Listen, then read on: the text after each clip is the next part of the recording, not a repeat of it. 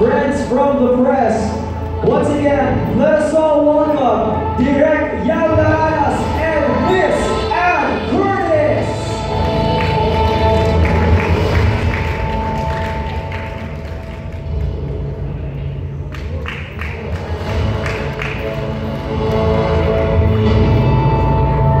A round of applause, ladies and gentlemen.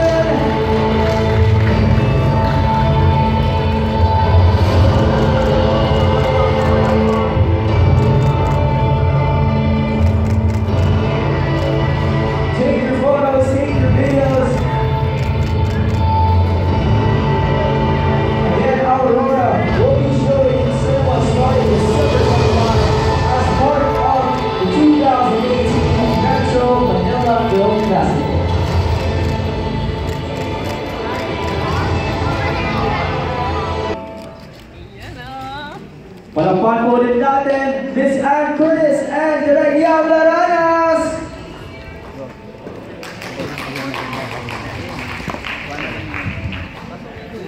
Good evening to everyone that is here tonight. Of course, we'd like to thank all of you for braving the Friday night traffic to join us. Of course, for the Grand Press Con or Media Con of Aurora po. This is a film by none other than Direct Yaudaras. It's an official entry to the Metro Manila Film Festival, as you all know, and showing on December 25. So, we do hope na makuha po namin ang tulong ninyo at ang support ninyo para lalong mas makilala po ang aming pelikulang Aurora. Alright, thank you. Direct? Thank you so much po. Maraming salamat. Nandito po kayong lahat. Kahit hindi ko hingiin yung suporta ninyo, just to see you guys here is already a big support, and thank you so much. And we hope that, you know, from here on out, you will still support us, of course, but thank you so much from the rest of us and all of the Team Aurora. Thank you. Metro Manila Film Festival. Actually, ang saya ko po na makabalik po sa Metro Manila Film Festival. Yung huling entry ko was, I think, back in 2008 or 2009. Yeah, gano'n nakatagal. Para sa Pelikulang Baler. So, ang saya po muli na makapasok ulit sa Metro Manila Film Festival. I'm very excited for all the festivities. Awesome. Alright. Direct, ikaw naman po. How does it feel to be part of the festival? It's always an honor to be part of the Metro Manila Film Festival. My last was my first and last, 2007 or 2004. I can't remember exactly. Sigaw, that was my first. With Richard Gutierrez and EJ Locsin. That was my very first film fest. But now, this is something else. A lot of things have changed, and syempre, the challenges are getting bigger and bigger, and we're just so excited to show you guys, and you know, eventually you will experience, you know, the thrill, the ride, the fun, the scares of Aurora. Thank you very much. Now, Miss Ann, you've given us a lot to watch this year. You had Sirenaya, Bibles, so now you have Aurora. What can we expect from this film? From you, syempre, kasi iba yung ibigay mo sa Sirenaya. Drama yun na, di ba? Tapos sa Bibles naman, action. So dito, ano mo ma-expect namin sa activities? Kakaiba naman yung hiningi sa akin ni Direk Yang dito. So it was really a breath of fresh air for me to be working with Direk Yang and to be given the role as Liana. Iba iba ang makikita nyo dito, from the cinematography to the music nga naman na talagang world class, the location, the acting, the color grading, lahat iba dito. So, iba siya. Iba din siya sa lahat ng ginawa ko this year. Kaya sobrang akong excited. At syempre, nagbabalik din ako sa genre ng horror. Pero kay Direk Yang, ang bago kong na-discover na genre ay elevated horror. Yan ang tama. Ano nga ba ang elevated horror, Direk? Yes, kasi when there are a lot of, di ba, dami-dami kasing mga permutations, branches, kumbaga, of horror. Scares, jump scares, mga gano'n, di ba? When you say elevated horror, there is a clear parang story-driven siya, character-driven siya. Parang susundan mo yung kwento, pero at the same time, tinatakot ka pero excited kang malaman yung story. Hindi yung tipong tatakutin ka lang for the sake of takutan. Although nakakatuwa naman din yung mga gano'n. Kaya lang, for Aurora, we want to elevate. In fact, this is not a declaration, pero more of the genre type, no? Na ini-elevate namin yung storytelling, but with a horror twist. So hopefully, and we know we've achieved that, and hopefully it will also resonate sa inyong lahat at maramdaman nyo yung naramdaman namin. That's pretty awesome, and we're very excited about that. Now, to continue on with our Q&A, I would like to introduce Ms. Ian Farinas. Balik horror ka, ano yung first mo? Pang-ilang horror movie mo? Pang-third ko na po. Yung very first ko, I believe, was my second film after Magic Kingdom. Actually, parang tinest nila akong in that genre ng Viva Films noon. It was ikalabing tatlong kapit. Libing kasi horror, diba? Ikalabing? Oh! Ika-13 kapitol. Ayun so, maganda din po. Ha? Yun yung very first ko. Yung pangalawa ko was Huwag Kang Lilingon. Ito yung kay Eric, di ba kayo? O iba? Hindi po. Si Christine Hermosa po yung kasama ko doon. Sa Huwag Kang Lilingon, tsaka Marvin. Yung sa'yo, yung sa hospital, di ba? Yes! Ito yung killer. Oo, tapos may ka-counterpart na isa pa. Opo, na. That's the second, pare. That's my second and this is my third. This is third. How is it working sa isang horror? Kasi sa trailer, natakot ako. Thank you! Thank you! Thank you so much! Sobra! I like horror movies kasi. Pero natakot ako sa... Lalo kapag sa movie house o pinanood, mahihilapot ka. Yes po. How is it working, doing a horror movie? Ikaw ba muna? Mahilig ka sa horror movies? Yes, I love horror films. I mean, I love The Sixth Sense, I love The Others, galing yung mga bet ko. And it's actually so funny because when we were shooting the film, tinatanong ko kay Direk, sabi ko, hindi pa yung character ko, hindi pa talaga siya sumisigaw na, iba usually, typical yun ang ganun sa horror. Sabi niya, hindi tayo ganun. Kakaibang experience ang ibibigay natin sa lahat ng manunood ng Aurora. So, this is really something different from the other horror films that I've done. It's all about that feeling that you get when you're watching a horror film. Ang titig kasi sa akin direct, parang yung Nicole Kidman na horror, na in the end pala, sila pala yung multo. Yung sa The Others, nako! Alam mo, nakakatuwa yung theory na yan eh. Kasi, ang dati may theory kasi, syempre, nagsispekulate yung audience na yung fans or yung mga horror fans. Ano ba talaga nangyayari? In fact, before the final trailer, sabi nila si Anne, pangalan ni Anne si Aurora, pero yung si Aurora pala yung bago. But it's good that they're thinking kung ano ba talaga ang twist. Definitely merong twist. Definitely merong natatakutan at nakakatakot.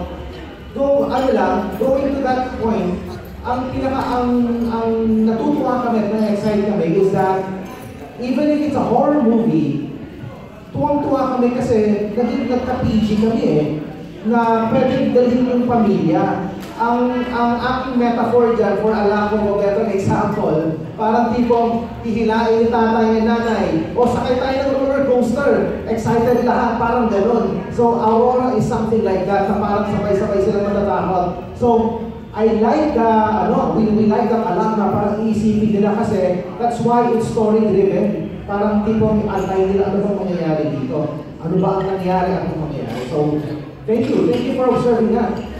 Direct yung, di ba, yung pinaka-premise niyo is based on real events. It's, Kasi nakita akong release na parang cut out from a diary. Okay, it's Jin De Mesa, the story writer and the screenplay writer, si Jin De Mesa, was inspired by several real events.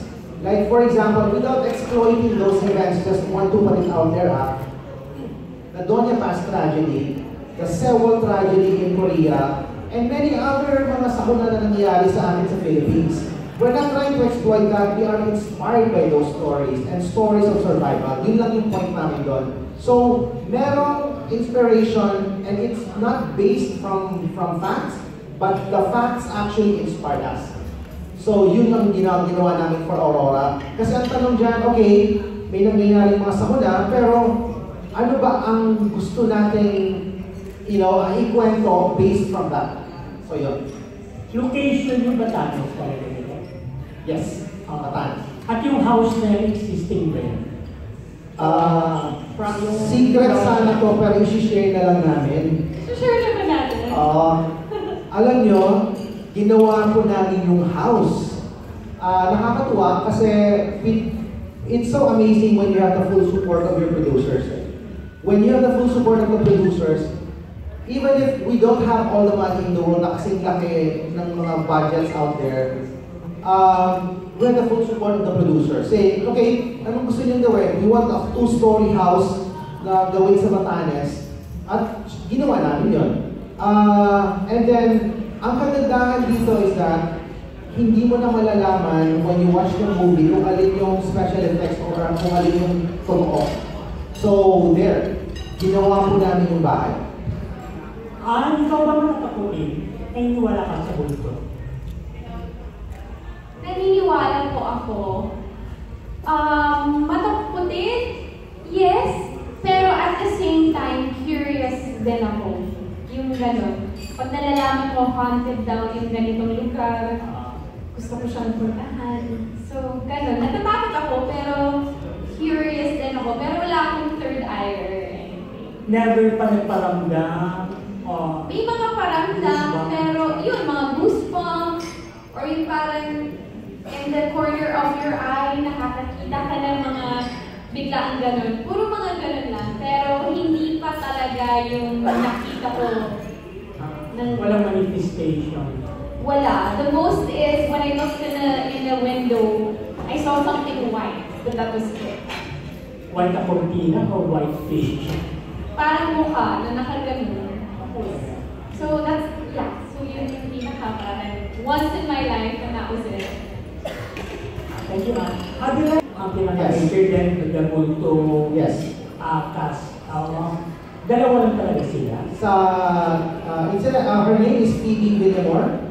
This is her first, and she was signed up by Viva Talents for this movie.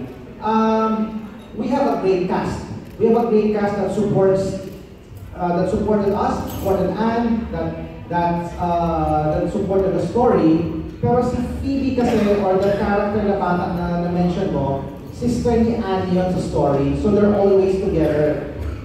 So actually, yung Aurora is a story of survival. Ang gagawin ng character ni Anne is how to survive. Itong sakuna na to, at yung baka dahil sa sakunang to, may mga patay na pupunta sa bahay nila. Anong scariest movie na napanood mo na ang pinaka-creepy horror na parang ganito? Ghost, kaluluwa? I really like the others, yung minention mo kanina. I like those kind of horror films. Pero siguro ang pinaka-successful na horror film para sa akin is Jaws. Jaws, yung shark. I see. Because after that, whenever I'm in the ocean, narinig ko yung dun dun dun dun dun dun. So for me, yung pinaka-successful na horror film para sa akin. Naapektuhan ka talaga?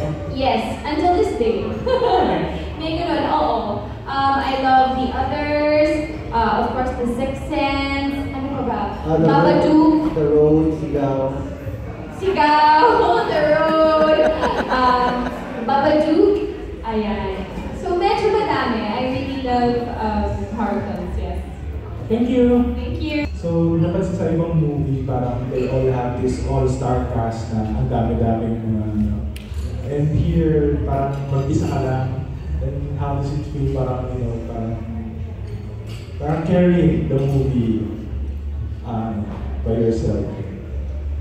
Alam, grabe naman yun. Nakaka-pressure naman yun. But at the same time, I have so much faith in this film. Because at the end of the day, it's not about me, it's about the film. And that's why I'm really hoping that matutulungan nyo kami by helping spread the word of how amazing this film is. And para panoorin nila, hindi lang dahil kung sino yung artista, kundi kung gaano kaganda yung pelikula. Kaya, nape-pressure ako dahil sa sinasabi ko na noon, wala akong kasama, na talagang all-star cast. But at the end of the day, I hope people decide to watch this film not because it's me, but because they really want to watch a quality and amazing film during the Metro Manila Film Festival by Direk Yang. And at the same time kasi, the character of Anne is the one who will carry the film. So, yung sasabayin niyo yung story ng character niya, who is going to be the main anchor of the story na susundan ng tao. So, and it's a story of survival. And ang kagandaan dito is that lumusok na kami ni Anne, tinatanong namin yung, you know, do we really need a movie, a horror movie like Aurora? Kailangan ba natin ng leading man? Kailangan ba natin ng ganito ganyan? Of course not. I want a strong woman in this film. I want a strong woman who is a fighter in this film, and that's the character of Anne. That's why pressure kay Anne yun. Boom. Then, kwento lang about your experience shooting in Batanes. What did you enjoy the most? You're going up against nature dito, I suppose. Yes, alam mo, it was the most amazing 15 days of my life. Alam mo yun, parang working with the whole team, working with Direk Yam, na talagang, yun na nga yung shooting schedule. Of course, coming from bypass kasi na medyo graveyard shift yung shooting namin. Dito, ang aga, pero 6 p.m. pack up na kami. So talaga, it was a different experience. And then being surrounded, it was my first time in Batanes. Parang, it was so beautiful. Sobrang ganda ng Batanes. Kahit kung saan kami nag-shooting na yung pinakapulo talaga ng isla, it was so quiet and peaceful. Wala kaming signal. Kaya talagang you get to enjoy talagang nakapaligid sa'yo. So I really love Batanes, even getting to know the locals who were there. Pinapakain kami ng mga mismong galing sa garden nila, backyard nila. Pinapakain pa sa amin. So it was so beautiful. It was an amazing experience. Did you have to contend with mga elements like while shooting the film, mga rains, mga ganun ba experiences? Alam mo, blessed kami ng magandang weather, and I think talagang sina Sir Pao and Direk Yam, they would visit it before. Kaso, pinano talaga nila na walang bagyo kung kailan kami pupunta doon. It was planned kung kailan we were there, tinarget namin yung amihan kasi yung location namin, eksakto siya na kung saan tatama yung hangin. Which is good, perfect. Minsan nililipad yung aming mga bubong, umiilan kami, pero that's part of the job. What's good about it is that from the get-go, kasi we made sure that it's a rule that we only work 12 hours a day. It has to be 12 hours a day. That's my personal, as a director, That's what I want to do make sure that my actors only work 12 hours a day. No more than that. Thank you. Thank you. Kasi when I did the press release, this movie involves a lot of swimming on your end, di ba? Ngayon, how good is swimmer are you now?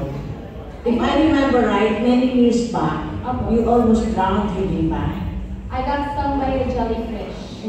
I had a very deadly sting nung ako'y si Jezebel by a box jellyfish in Batangas. I'm not scared of the water. I'm not scared of swimming in deep water. Ang fear ko lang talaga ay jellyfish. Pero natutunan ko naman na to ask kaagad. You always ask the locals wherever you decide to go swimming kung ano yung dapat parang to be aware of or to be wary of the waters sa kanila. You can ask Direk Yang lahat ng mga stunts ko dito, swimming stunts. Gusto ko talaga gawin. Lalo na sa Batangas. Sabi ko, Direk, wala ba akong underwater scene dito? Tita, bawal po kasi, ayaw po kasi i-risk. Kahit si Ann matapang at kayang-kaya niya. Kaya lang po, yung location namin, nagbabanggaan po yung North Pacific Ocean tsaka West Philippine Sea. Dalawang open water po yung nagbabanggaan doon. At makikita po ninyo sa trailer, si Marco and si Alan Paule, nawawala-wala na sila sa alon. Teka, ayaw ko ilagay si Ann Curtis na baka biglang mawala sa alon. But she, as a swimmer, si Ann is an expert. So, I didn't have to worry about it. It was a lot of fun. Ako lalo, mga ganyan game na game ako. And I noticed too, you've been working, you're working non-stop. May show pa kaya mga. How much are you working now? Network. Hindi ko po alam. Grabe din!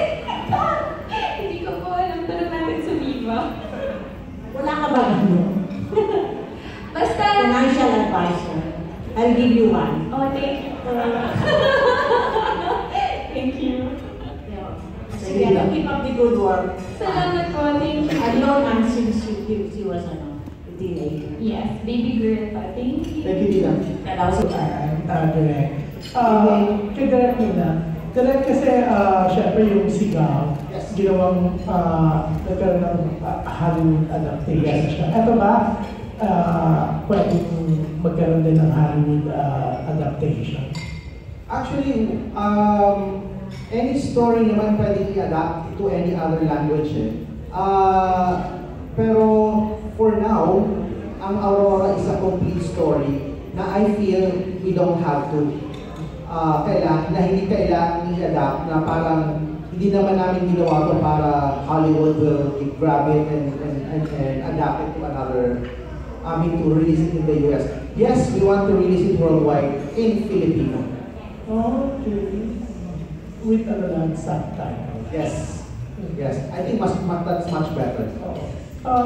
The first time na in-announce yung Aurora, marami nang akala na ang ibig sabihin, ang location is Aurora, Quezon. Kasi Maryland, Quezon yung isang movie na pero it's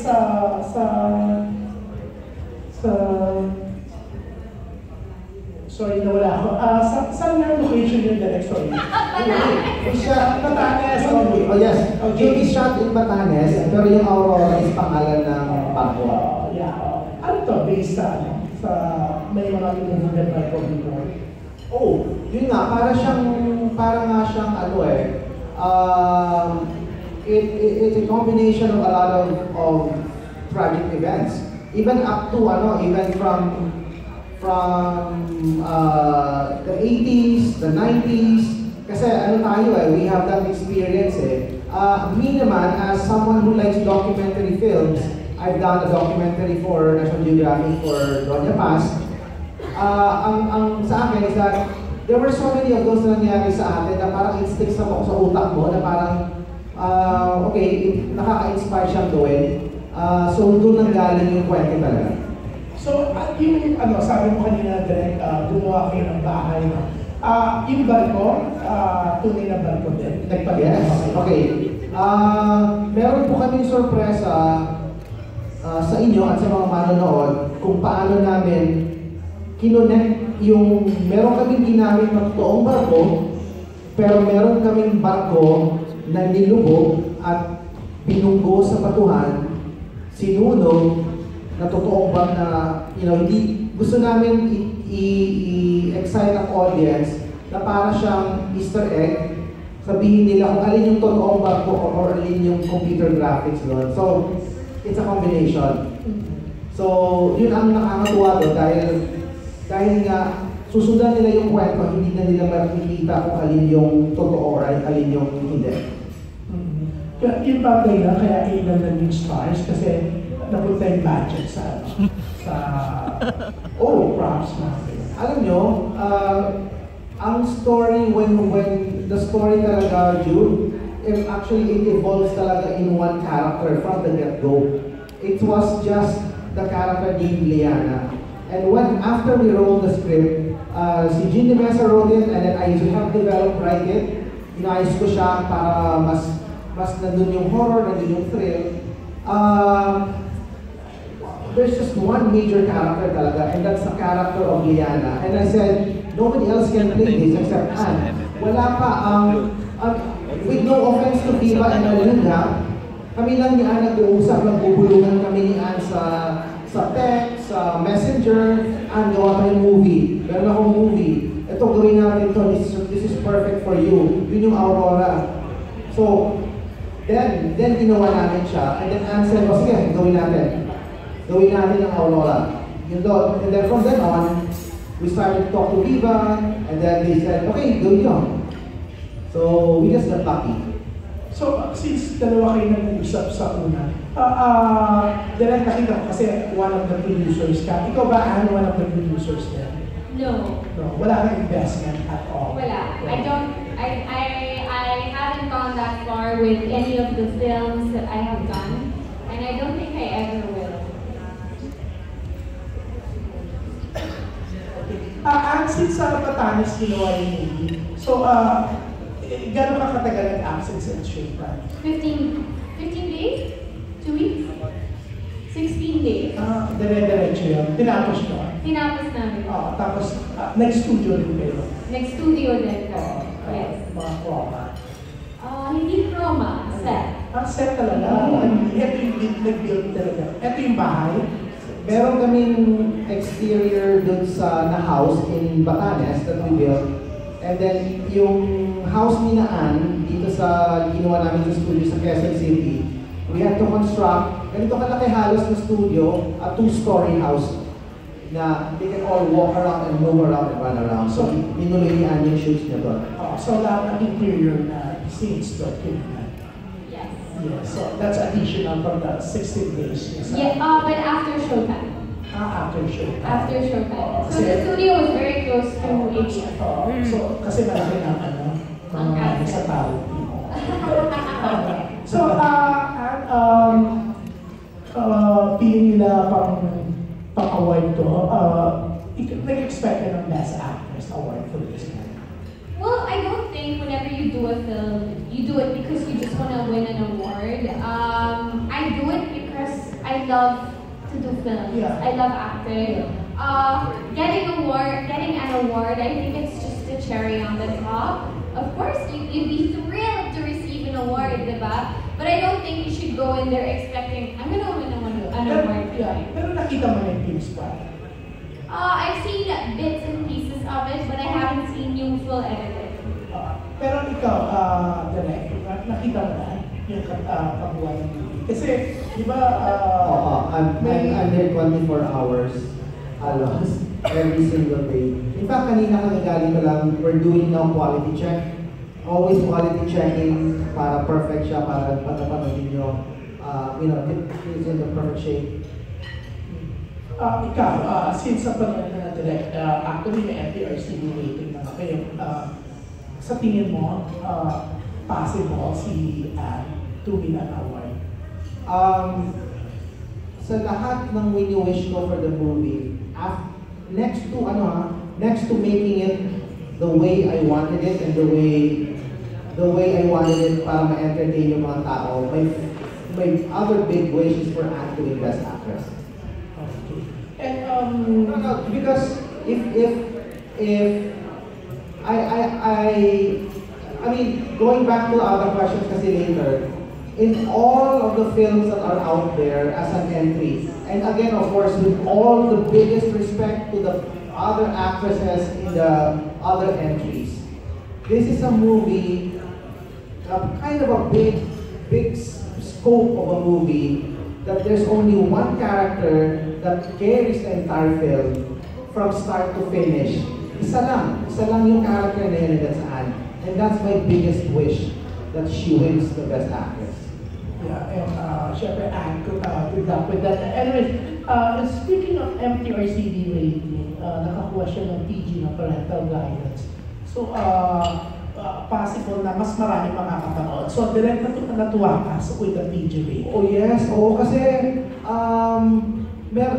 kasi yung hindi namin dinedeny na horror movie to. Pero yung horror movie kasi na to, yung horror na thrill na gustong panoorin ng mga younger audience, kasama yung family. Yun yung maganda doon eh. Kasi again, sinabi ko kanina, and I always think about it, yung even as simple as a Ferris wheel ride, sabay-sabay si tatay, si nanay, si lolo, si lola, nagtutulakan po yun kung sinong mauna, pero nag-enjoy sila, nagtatakutan. It's almost the same as that when they watch Aurora. Parang, okay, matatakot ka ba? Pero at the end of the day, after watching the movie, they will enjoy it. And PG is a blessing for us. Kailan na sinunod to yung movie sa Batangas? We shot in May. So wala pang mga bagyo? Hindi kayo nahihirapan? Nagkaroon ng may tail ng konti nung nag-umulaan nagkabagyo sa may Tugigaraw side. Amihan, wind, malakas, pero swerte pa rin kami sa weather talaga. So hindi na-estorbo, hindi na-range? Ang ano kasi actually even if there's a good weather sa Batanes, ang lakas kasi ng hangin doon. So, ilag na lang kami sa mga yerong lumilipad, pero plastic lang naman na yero yun. So, hindi masyadong masakit, pero walang tinamaan. Joke lang. Thank you, Direk. Thank you so much. Last question, Anne. Anong sabi ng love mo about the movie, ni Erwan? Excited ba siya to watch the movie? Pag ikaw ba yung tipo after the shoot, pag i-shoot kayo magandang eksena or big scene, ikaw ba yung tatawag ka sa kanya, nagkukwento ka, and hindi naman. I don't do that naman. I love seeing his reaction kasi when he watches any of the trailers of my films. And Erwan being someone who enjoys doing or editing his own films, the first thing he noticed talaga was the quality of Aurora. From the color grading, ingit na ingit siya sa color grading ni Direk Kanyang, the shots, the music, the editing. He's very, very excited about this film. So, for me, that's always a good sign. Kasi very nitpicking din yung asawa ko pagdating sa film. So, he's very excited about this film. So, that makes me very happy. Lalagyan namin ng June, rated PG, Erwan approved. Yes! For me, that means a lot. Okay, so Christmas Day pala, nanonood kayo together? Yes. Yeah. So, ang commitment mo sa so yung December 27 sa awards night, no? After ba, magpapakasyon ka? Or still mag-continue ka? Well, everyone and I we're still thinking about it because syempre we just came from Africa for 1 month. So, we'll see. Okay, thank you.